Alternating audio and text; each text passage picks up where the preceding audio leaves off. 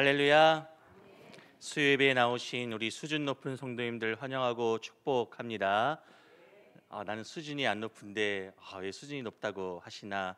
저는 예배에 나와서 하나님의 말씀을 사모하고 듣는 우리 성도님들은 그래도 뭔가 다르다라고 하는 그런 생각이 듭니다. 그래서 오늘 말씀을 통한 주의 놀라운 능력과 은혜가 가득하기를 간절히 바랍니다. 잔니 목사님께서는 지금 휴가 중에 계십니다. 쉼과 또 재충전의 시간이 될 수 있도록 위해서 우리 성도님들의 기도를 부탁드리겠습니다. 자, 오늘은 주님 나라에 이를 때까지라는 제목으로 함께 은혜를 나누도록 하겠습니다. 성도님들 여행하실 때 어떤 성향으로 여행을 하시나요? 그러니까 목적지까지 한 번에 가시는 그런 여행 스타일을 갖고 계시나요? 아니면 가는 중에 이곳도 들려서 구경하고 저곳도 들려서 구경하고 또 때로는 휴게소에서 느긋하게 쉬다가 천천히 가시는 스타일이신가요? 저는 전자일까요? 후자일까요? 잘 모르시겠죠? 저는 전자입니다. 저는 일단 그 목적지에 도착을 해야 합니다. 왜냐하면 여행 목적지에 도착해야 비로소 그때부터 진정한 여행이 시작된다라고 생각을 하기 때문에 일단 가야 돼요. 일단 강릉이면 강릉, 부산이면 부산, 일단 가야 됩니다. 가는 길에 뭐 원주, 평창 다 필요 없습니다. 강릉 가야 합니다. 부산 가는 길에 뭐 대구, 김천 다 필요 없습니다. 부산 가야 합니다. 한 예로 군산에서 사역을 할 때 어린 쌍둥이를 이제 차에 태우고 인천 부모님 댁으로 출발을 했습니다. 차가 안 막히면은 뭐 휴게소에서 한번 쉬고 천천히 넉넉하게 한 2시간 50분, 3시간이 채 안 걸리는 그런 한 227km 정도 되는 거리인데요. 그때는 명절이라서 그런지 차가 너무나 많이 막히는 것입니다. 고속도로도 탔다가 차가 막히니까 국도도 탔다가 차가 막히지 않는 우회의 도로를 찾아서 인천으로 가는데 도착해 보니까 5시가 훌쩍 넘어 있더라고요. 그러니까 5시간이 훨씬 더 걸려서 인천에 도착할 수 있었습니다. 그런데 더욱 놀라운 사실은요. 가는 중에 단 한 번도 휴게소에 들려 쉬지 않았습니다. 편의점에 들리거나 화장실에 가지 않았다는 것입니다. 그때는 이렇게 쌍둥이가 어리니까 차에서 이렇게 출발할 때 잠이 들었잖아요. 그러면 멈추면 깬다. 그러니 잠들어 있을 때 조금이라도 더 멀리 더 많이 가자. 그리고 이왕이면 잠들어 있을 때 도착하면 최고고라는 그런 마음으로 그냥 화장실이 가고 싶어도 막 피곤하고 졸려도 계속 운전을 했던 그런 기억이 납니다. 그런데 저도 나이가 죄송합니다. 나이가 조금씩 먹으면서 생기는 변화인지는 모르겠는데요. 목적지에 빨리 도착하지 않아도 이왕이면 가는 길에 조금 더 즐기고 쉬고 또 구경하면서 느긋하게 여행하는 것이 점점 더 좋아지더라고요. 모두 대전에 와서 생긴 변화인 것 같습니다. 충청도 대전 지역 특색이잖아요. 느긋한 거. 어떤 사람들은 충청도 분들을 느리다라고 하는데 제가 생각하기에는 느린 것이 아니라 느긋한 것 같습니다. 여유가 있다라고 하는 것이죠. 느린 것은 빠른 것을 추구하는 분들이 난 왜 이렇게 느리지? 왜 이렇게 빠르지 못하지? 그렇게 느끼면서 빠르고 싶은데 빠르지 못한 것을 느리다라고 말을 합니다. 그러니까 예를 들면은 대전 시내에서 운전하는데 어떤 차가 저를 슝 하고 추월해서 가는 거예요. 그래서 제가 나를 추월해? 나도 빠른데 질 수 없지. 난 느리지 않아 하면서 막 그 차를 막 쫓아가는 것입니다. 이건 느긋한 게 아니죠. 그런데 느긋하신 대전 분들은 어떡합니까? 신호가 바뀌었는데도 앞차가 안 가면 크락션 빵빵 안 누르시더라고요. 저는 바로 누릅니다. 빵빵 정신 차리고 출발해라라고 알려주는 거죠. 그리고 과속을 해서 추월을 하거나 신호 위반을 해서 빠르게 달려가는 차를 보면은 이렇게 말씀하시더라고요. 그렇게 급하면 어제 오지 그랬슈. 그렇게 급하면 어제 와서 한숨 하룻밤 자고 이렇게 출발하지 뭐가 그렇게 급해서 달리는지. 또 식당에서 삼계탕을 시켰는데 늦게 나오면 뭐라고 하나요? 주인이 닭 잡으러 갔나벼. 삼계탕 지금 끓여 나와야 되는데 지금 닭 잡으러 갔나벼. 이렇게 말씀하지 않으십니까? 느긋하십니다.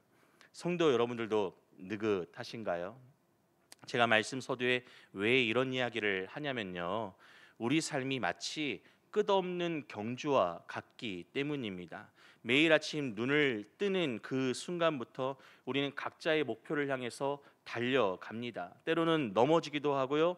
때로는 지쳐 쓰러지기도 하고요. 주저앉아서 쉬고 싶기도 하고 일어나야 하는데 일어나지 못하고 그냥 포기하기도 합니다. 사도 바울은 오늘 본문인 빌립보서 3장 12절부터 21절까지의 말씀을 통해서 그리스도의 삶이 그리스도인들의 삶이 바로 이런 경주와 같다라고 우리에게 가르쳐 주고 있습니다. 그런데요. 목표를 향해서 달려갈 때 느긋하게 달려갈 수도 있고 목표에 다다르기 전까지는 내가 쉬지 않겠다. 내가 힘써서 달려가겠다 할 수 있는데요. 무엇보다 중요한 것은 무엇이냐면요. 이 경주에서 우리가 무엇을 바라보며 가느냐. 우리가 왜 이 경주를 해야 하는지를 알고 달려가는 것, 그것이 더 중요하다라고 하는 사실을 여러분 깨달으시기를 바랍니다.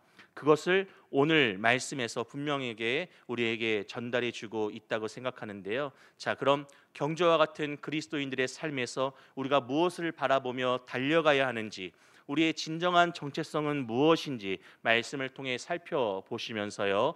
우리 모두가 주님이 부르신 그 목표를 향해서 힘차게 달려가는 믿음의 경주자가 되기를 소망합니다.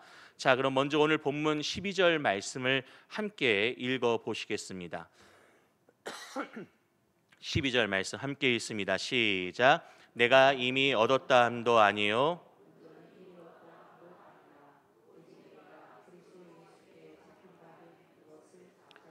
달려가노라. 아멘. 보니까 여러분 이 고백 누가 하고 있습니까? 이 고백 바로 사도 바울의 고백이죠. 근데 바울은 누구보다도 복음을 위해서 헌신했고 또 수많은 교회를 세웠고 신약 성경의 대부분을 기록한 위대한 인물이었습니다.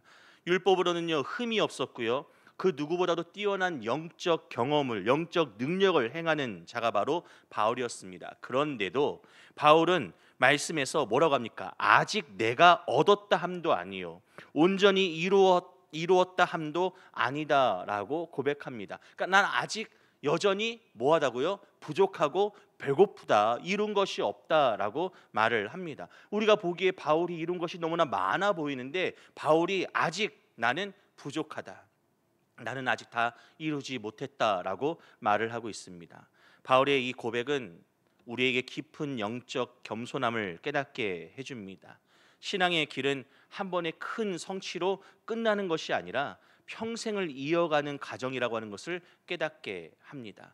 담임 목사님을 통해서 들은 말씀 기억하시나요? 한 번 믿고 한 번 구원받았으니 끝나는 것이 아닙니다. 믿음을 계속 가지고 하나님을 향하여서 더욱더 힘써 걸음을 내딜 때 주의 역사가, 주의 놀라운 은혜가 우리 가운데 일어나는 것이죠. 그래서 성경을 보면 믿음으로 믿음에 이르게 한다라고 말을 합니다. 지금 뭐 다 설명할 수 없지만 믿음으로 믿음에 이르게 한다?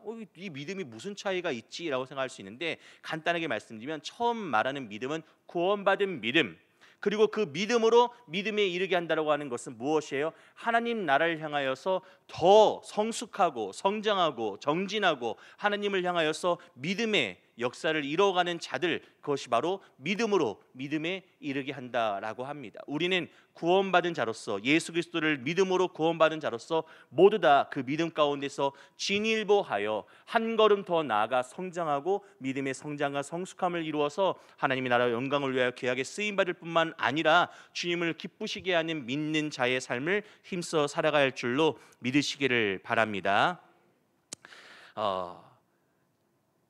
우리가 이렇게 은혜를 경험하고 쭉 우리가 살아가야 할 텐데요. 계속 은혜를 사모하 살아가야 될 텐데요. 우리 예수님을 믿는 믿음 안에서 날마다 은혜를 경험하고 또 날마다 주를 의지하며 하나님의 도우심을 받아 살아가기보다는 우리가 다른 것에 더 힘을 쏟고 또 그리고 믿음보다는 나의 어떤 생각과 의식, 이성, 또 방법 이런 것들을 더 추구할 때가 많이 있습니다. 한 예를 하나 말씀드리면은 1968년도 멕시코 올림픽 육상 경기에서 한 선수가 모두가 결승선을 다 통과한 후에도 여전히 달리고 있었습니다. 그 정도면 실격입니다. 이미 벌써 시간이 많이 지났기 때문입니다.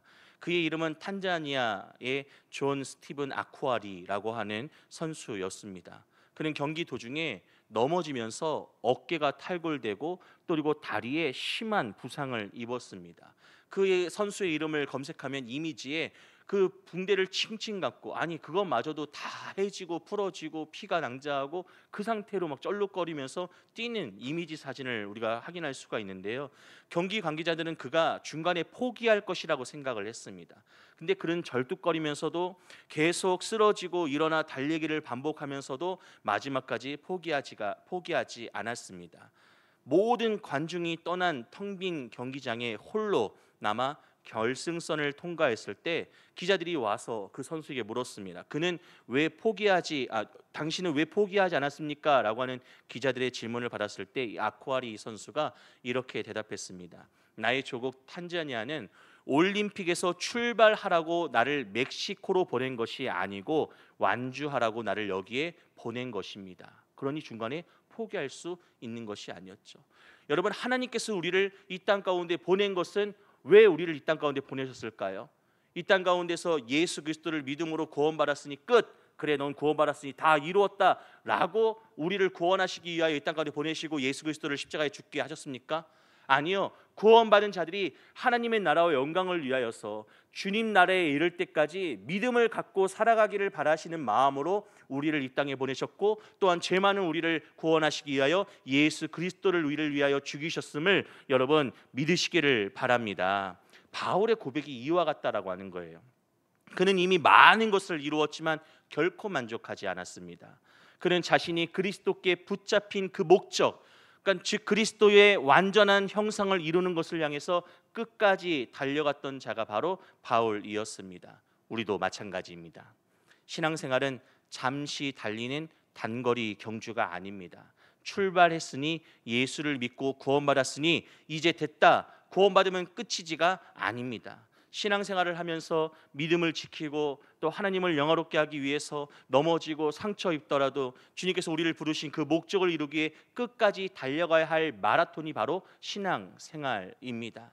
요즘 토요일 날 우리 러닝 크루가 지금 몇 명 모여서, 우리 앞에 이동호 목사님 있는데 이동호 목사님과 우리 성도님들 청년들이 이렇게 모여서 어디 뛴다고요? 갑천, 갑천을 뜁니다. 그것도 왕복 10km. 저는 100m도 못 뛰거든요. 너무 크게 웃으시.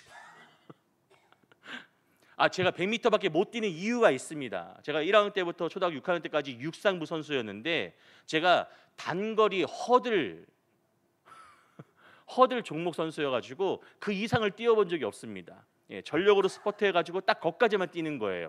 110m, 120m 이상을 뛰어본 적이 없습니다. 그렇기 때문에 100m 이상을 뛰면은 몸이 너 그만 뛰어라고 이렇게 딱 세팅이 돼 있어요. 비겁한 변명처럼 보이십니까? 살쪄서 못 뛰는 겁니다. 이제 만족하십니까? 무슨 얘기를 하다 여기까지 왔나요? 마라톤 뛴다고 하더라고요. 근데 이 러닝 크루가 모여서 뛰는데 출발했는데 됐다, 이제 그만 뛰다 집에 가자 하면은 목적에 맞지 않는 거죠. 모인 거기까지 가서 뛰는 목적에 맞지 않는 것입니다. 그런데 가서 500m를 뛰어서 신세계 백화점을 찍고 다시 돌아오는 거예요. 그렇게 10km. 우리 조희영 청년 고개를 절로절로 걷는데 저도 같은 마음입니다. 어떻게 그렇게 뛰나요? 그런데 그렇게 뛰려고 모인 것입니다. 여러분, 예수 그리스도 왜 믿으십니까? 여러분, 예수 그리스도 왜 믿으십니까? 구원 받으려고 믿으십니까? 내게 부족한 것을 채우시기 위하여 도움 좀 한번 구해보려고 믿으십니까? 혼자 있으면 쓸쓸하니까 나와서 예배드리고 뭔가 지혜로운 좋은 말씀 들으려고 예배하시고 예수 믿으십니까? 아니죠. 우리는 나아가야 될, 우리는 도달해야 될 하느님 집, 천국, 본향인 줄로 믿습니다. 잠시 떠나온 나그네 같은 이 인생, 이 세상 가운데 우리는 힘써 달려가 끝까지 그곳에 이르러야 할 줄로 믿으시기를 바랍니다. 잠시 뛰고 멈추고 포기하는 것이 아니라 끝까지 결승선을 향해서 달려가야 될 마라톤과 같은 우리 신앙 인생, 여러분 끝까지 그 마지막을 향하여서 달려갈 수 있는 우리 모두가 될 수 있기를 바랍니다. 자, 다시 말씀으로 돌아왔어요. 그러나 바울은 자신의 과거 업적이나 또 그리고 현재 위치에 안주하지 않았습니다. 12절 말씀을 다시 한번 보시겠습니다. 12절 말씀 제가 읽어드릴게요. 내가 이미 얻었다 함도 아니요 온전히 이루었다 함도 아니라 오직 내가 그리스도 예수께 잡힌 바 된 그것을 잡으려고 달려가노라. 바울은 오히려 말씀을 보니 내가 그리스도 예수께 잡힌 바 된 그것을 잡기 위해 계속해서 달려간다라고 말을 하고 있습니다. 여기서 그것은 무엇을 의미하냐면요, 바로 그리스도의 성품을 닮아가는 삶, 온전한 구원에 이르는 과정, 그리고 궁극적으로 주님과 온전히 연합하는 상태가 바로 그것입니다. 바울은 뒤에 이어지는 말씀에서 그것을 설명하고 있는데요, 여러분, 우리가 그리스도의 성품을 닮아가기 위해서 믿음으로 달려갈 줄로 믿으시기를 바랍니다. 우리가 그리스도 예수께 잡힌 바 된 그것, 바로 온전한 구원에 이르는 과정을 이루고 또 궁극적으로 주님과 온전히 연합해지고 친밀한 교제를 이루기 위해서 우리가 달려가야 함을 여러분 믿으시기를 바랍니다. 여러분, 우리의 신앙은 어떤 외적인 기준으로 판단되지 않습니다.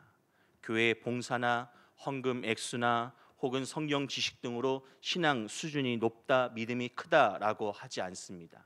물론 성숙한 그리스도인이라면 봉사와 헌신, 그리고 온전한 헌금 생활, 말씀을 깊이 이해하고 경험하는 은혜가 있을 것입니다. 하지만 진정한 신앙의 성장은 우리의 부족함을 겸손히 인정하고요, 매일 주님께 더 깊이 붙들리기 위해서 노력하는 삶에 있음을 믿으시기를 바랍니다. 그래서 우리는 고백해야 돼요. 하나님, 저는 너무나 연약합니다. 부족합니다. 또 죄를 짓고 회개하며 부끄러운 모습으로 주 앞에 나왔습니다. 그러니 성령이시여 나와 함께하여 주시고 성령을 의지하며 성령의 능력으로 승리하게 하여 주시옵소서. 나의 연약함을 인정하고 성령을 붙드는 삶, 그것이야말로 그것을 붙들기에 달려갈 수 있는 방법임을 여러분 깨달으시기를 바랍니다. 자, 13절과 14절 말씀을 보시죠. 13절은 제가, 14절은 여러분이 읽겠습니다. 형제들아, 나는 아직 내가 잡은 줄로 여기지 아니하고 오직 한 일, 즉 뒤에 있는 것은 잊어버리고 앞에 있는 것을 잡으려고.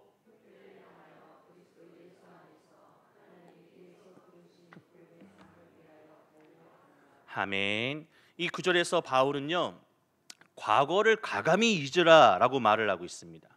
바울이 과감히 잊어야 한다라고 말하는 것들은 무엇이냐면요, 자랑스러운 과거의 업적들, 그러니까 즉 할례 받은 유대인으로서의 배경, 또 율법에 대한 열심, 바리새인이었던 경력, 바울을 기준으로 봤을 때요, 그런 것들을 과감하게 잊어야 된다라고 말을 하고 있습니다.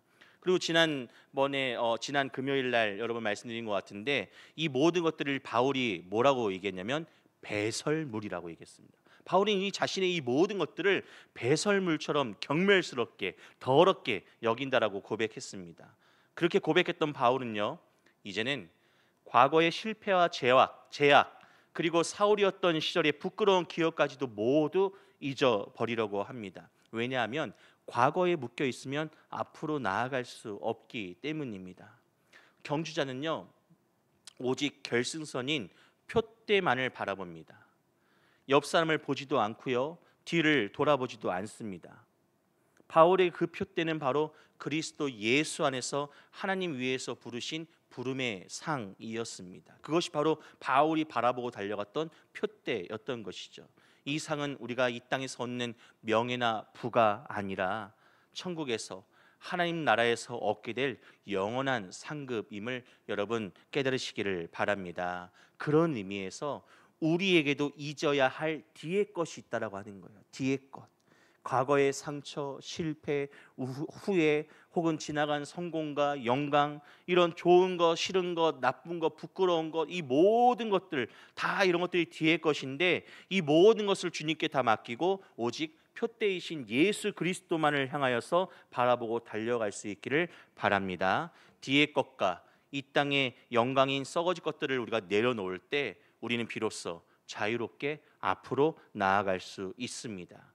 우리의 삶의 목표를 돈, 성공, 명예 이런 거에 두지 말고요, 오직 주님을 닮아가고 또 그분을, 하나님을 기쁘시게 하는 것에 우리의 어떤 마음을, 우리의 삶의 목표를 둘 수 있기를 소망합니다.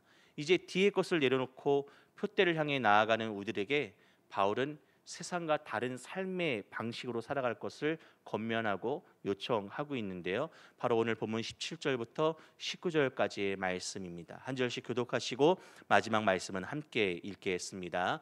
형제들아, 너희는 함께 나를 본받으라. 그리고 너희가 우리를 본받은 것처럼 그와 같이 행하는 자들을 눈여겨 보라.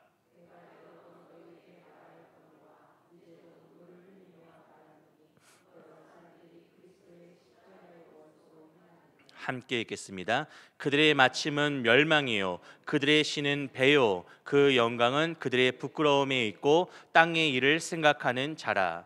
바울은 자신을 본받으라라고 담대하게 말을 하고 있습니다. 이렇게까지 자신을 본받으라고 이렇게 성경에서 담대하게 자신 있게 이렇게 뻔뻔스럽다라고 하는 것이 그렇지만 본받으라고 이렇게 말할 수 있었던 이유, 왜 그랬을까요? 왜냐하면요, 바울은요 세상의 가치를 쫓는 자들과 전혀 다른 삶을 살았기 때문입니다. 세상의 가치를 쫓는 자였단다면 바울도 그 역시 성공을 위하여서, 명예를 위하여서, 자신의 잘됨을 위하여서, 사람들의 어떤 높이 울림을 받기 위하여서 세상의 것을 쫓았다고 한다면 그는 자신 있게 담대하게 나를 본받으라라고 말할 수 없었을 것입니다. 왜냐하면 세상을 지배하고 통치하는 수많은 왕과 황제들도 쉽게 이야기할 수 없는 영역이기 때문입니다. 하지만 바울은 이 세상권을 쫓지 않았어요. 그들과는 전혀 다른 것들을 쫓았습니다. 그러한 삶을 가르쳐주고 또 그리고 그 삶을 가르쳐주고 바울이 먼저 가서 보여주고 있으니, 자, 나를 따라서 나는 예수 그리스도가 내게 보여주신 그 삶의 자리를 쫓아 나아가니 너희도 나를 따라서 나를 보고 우리 함께 예수 그리스도를 향해 가자, 나를 본받아라 라고 이렇게 빌립보 교회 성도들에게 권면하고 있는 것이죠. 바울은 19절 말씀에서 배, 여러분 배 붕 타고 다니는 배가 아니라 영어 성경에서는 위라고 하는데요, 이 위가 그들의 신이다, 그러니까 배를 그들의 신으로 삼고 또 그리고 땅의 일만 생각하는 자들을 경고합니다. 뭐냐면 정욕, 인간의 욕정, 어떤 뭐라고 하죠? 이게 풍족함, 풍만함, 어떤 가득 채워진 것들, 이런 것들을 위해서 추구하며 살지만 그들의 마지막은 결국 멸망과 부끄러움뿐이다라고 말씀을 통해서 우리가 알려주고 있는 것이죠. 그래서 우리는 이러한 세상의 흐름에 휩쓸리지 않도록 깨어 있어야 합니다. 여러분은 어떤 것을 삶의 신으로 삼고 있습니까? 먹고 마시는 것, 돈을 버는 것, 명예를 얻는 것 같이 이 땅에서 만족과 우리에게 유익을 주는 것, 이런 것들에 집중하고 우선하고 살 정도로 우리의 삶의 가장 중요한 가치라면은 우리는 세상 사람들과 다를 바가 없을 것입니다. 믿는 자다라고 말하기가 부끄러울 것입니다. 그리스도인이라면 세상의 기준을 넘어서 하나님 나라의 가치를 따라 살아가야 합니다. 매일의 삶 속에서 주님의 뜻을 구하고 또 그리고 이웃을 사랑하고 또 빛과 소금의 역할을 감당하는 것이 바로 우리가 취해야 할 삶의 방식인 것이죠. 그래서 바울은 오늘 본문 20절 말씀에서 우리의 시민권이 하늘에 있으니 땅의 일을 이제 버리고 예수 그리스도를 기다려라 라고 선포하고 있습니다. 우리의 시민권이 이 땅에 있으면 바울도 다 필요 없고 잘 먹고 잘 사는 것이 중요하지, 죽기 전까지 행복한 것이 있으면 그것을 추구하고 육신의 부족한 것이 있으면 그것을 얻기 위해서 노력해라 라고 말을 했을 텐데, 우리의 시민권이, 우리의 소속이 이 땅이 아니니 이 땅의 것을 막 어떻게든 채워보려고 잡으려고 아둥바둥하는 것이 아니라 우리의 시민권은 하늘에 있으니 우리가 하나님께서 기뻐하시는 일들의 마음을 두고 세상의 사람들과는 전혀 다른 모습으로 살아가야 한다라고 말을 합니다. 그러면서 20절 말씀에 우리에게 이렇게 선포하는데요, 같이 함께 말씀을 읽어봅니다. 시작. 그러나 우리의 시민권은 하늘에 있는지라 거기로부터 구원하는 자 곧 주 예수 그리스도를 기다리노니. 아멘. 어린 시절 소풍이나 또 여름 휴가로 여행을 떠나기 전날 밤에 여러분 그때의 기분을 한번 떠올려 보십시오. 설레는 마음에 잠 못 이룬 적이 있지 않으십니까? 미리 가방에 과자와 음료수를 담고 김밥을 손에 들고 소풍을 떠날 준비를 하면서 제발 비가 오지 말아라, 제발 비가 오지 말아라 라고 이렇게 간절히 기도했습니다. 미리 짐을 싸고 다음날 입을 옷을 준비하면서 오직 여행의 즐거움만을 생각하며 비행기 티켓을 보고 어떤 버스 타고 갈까 고민했던 것들, 저는 그 기다림의 시간은 고통스럽지 않고 오히려 기대감으로 가득했습니다. 바울은 우리가 이와 같은 마음으로 주 예수 그리스도께서 다시 오실 날을 기다려야 한다라고 말을 합니다. 우리는 잠시 이 땅에 살고 있지만 우리의 진정한 집은 하늘에 있음을 여러분 믿으시기를 바랍니다. 그리고 예수님 다시 오실 재림의 그날이 되면 주님께서 우리의 연약하고 보잘것없는 몸을 주님의 영광스러운 모습과 같이 변화시켜 주실 것을 여러분 믿으시기를 바랍니다. 이 소망이 우리가 이 땅에서 고난을 이겨내고 믿는 그리스도인답게 주님 나라에 이를 때까지 살아갈 수 있게 하는 힘과 능력이 되는 것이죠. 이런 찬양이 있습니다. 이 찬양을 부르고 말씀을 마치려고 합니다. 하늘 소망이라고 하는 찬양인데요, 가사를 보시면 나 지금은 비록 땅을 버타며 살지라도 내 영혼 저 하늘을 디디며 사네. 여러분 눈으로 읽으시고 저는 노래를 부르겠습니다. 나 지금은 비록 땅을 버타며 살지라도 내 영혼 저 하늘을 디디며 사네. 내 주님 계신 눈물 없는 곳 저 하늘에 숨겨둔 내 소망 있네.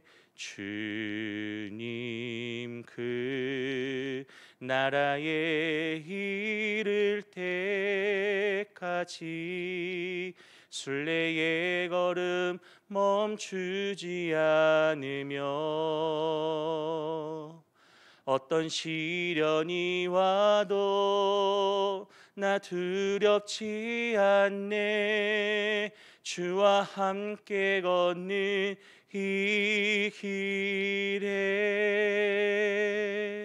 아멘. 박수가 없네요. 여러분 목회자 중에 이 정도 부를 수 있는 사람 많지 않습니다. 농담입니다. 사랑하는 성도 여러분, 말씀을 마치겠습니다. 영원한 천국을 바라보며 매일의 삶을 거룩하게 살아가시기를 바랍니다.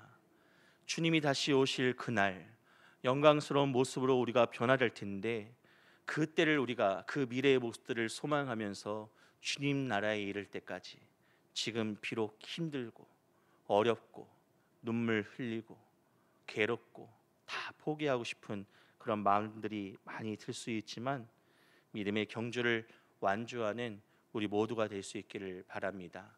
다른 것 보지 마시고요, 사람 보지 마시고요, 내게 있는 문제 보지 마시고요, 하나님도 나의 겉의 모습, 내게 있는 주변의 것들을 보지 않으시고 내 중심 속사람을 보신다고 하셨는데, 우리도 나 말고 내 주변, 내 문제, 사람들 말고 오직 하나님만을 볼 수 있다고 한다면 그 주님 붙들고 어떤 억가라고 하는데 세상의 모든 것들이 나를 방해하고 막아서고 우겨쌈을 당한다 할지라도 하나님이 거기서 손 붙잡아 일으켜서 주님 나라에 온전히 이룰 수 있게끔 하실 줄로 믿습니다. 그 소망을 갖고 믿음으로 승리하며 나아가는 사랑하는 우리 모든 성도님들 될 수 있기를 예수 그리스도 이름으로 간절히 축복합니다.